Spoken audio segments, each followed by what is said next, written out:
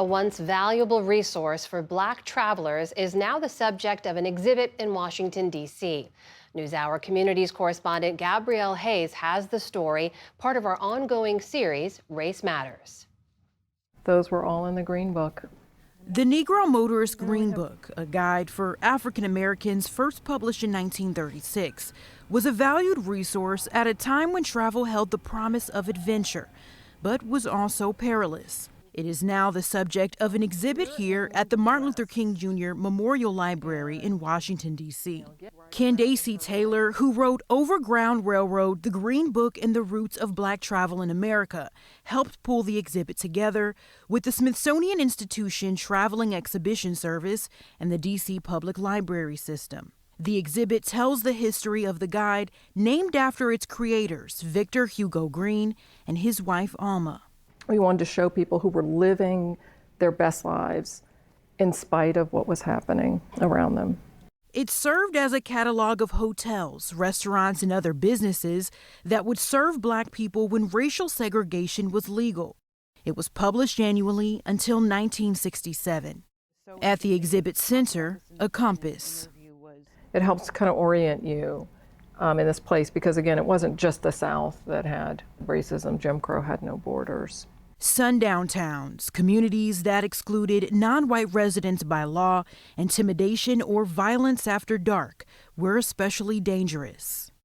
For Black Americans who used it, going the wrong direction could mean life or death. Some sundown towns had a bell that would ring at 6 o'clock, telling the local laborers who were Black and the domestic workers that was their cue to get out of town. The consequences of you being in a sundown town were everything from harassment to death, to lynchings. There were no sundown town maps, so for travelers, you wouldn't know where the minefields were.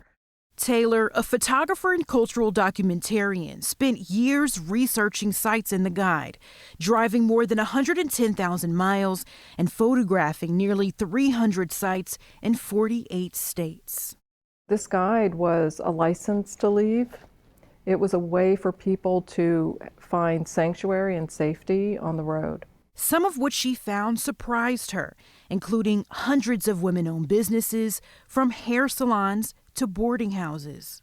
We're talking about periods where women couldn't even have bank accounts on their own, but we're seeing them listed in this book, and that seems pretty powerful. I thought I knew a lot about Black history, and I came across all these women-owned businesses in the Green Book, and there were things called tourist homes, which were kind of like not quite boarding houses. Most of these tourist homes were run by widowed women who had an extra bedroom and knew how to cook. And then when I dug deeper and found the personalities of these women and interviewed some of the relatives of these women, they were fierce and they were not just independent. I mean, they had real courage and skills in how to survive.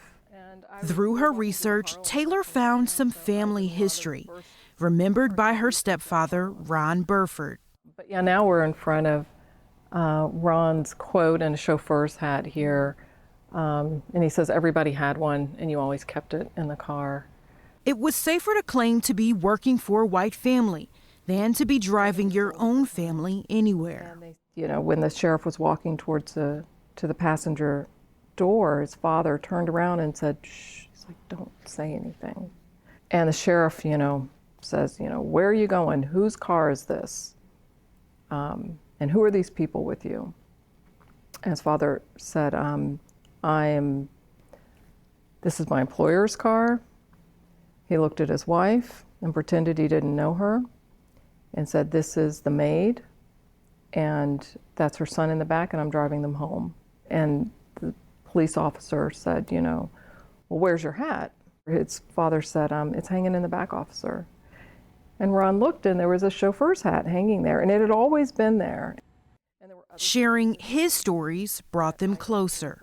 And it was almost as though when I did this project, he could trust me with his trauma. And it really gave me a different perspective and a lens to look at not only our history as Black people, but as his particular history as a dark-skinned Black man growing up in the South. Even though the days of the Green Book are long past, Taylor says the struggle for justice is far from over. The idea that just because time moves on, that we get better as a country is not true. When people say, oh, it's 2025, why are we still dealing with this? Or how could this be happening now? And when you learn about history, you'll see that things don't just march forward. But she points to what Victor Green accomplished. It doesn't take a lot to make change. He did this simple thing. He was postal worker. He didn't have up to an 8th grade education. He had no resources. There were no computers. There was no internet. And all of this happened with an idea. So you don't need to be rich. You don't need a business degree. You don't need all this stuff to make change. The exhibit is on display through March 2nd and also online. For the PBS NewsHour, I'm Gabrielle Hayes in Washington.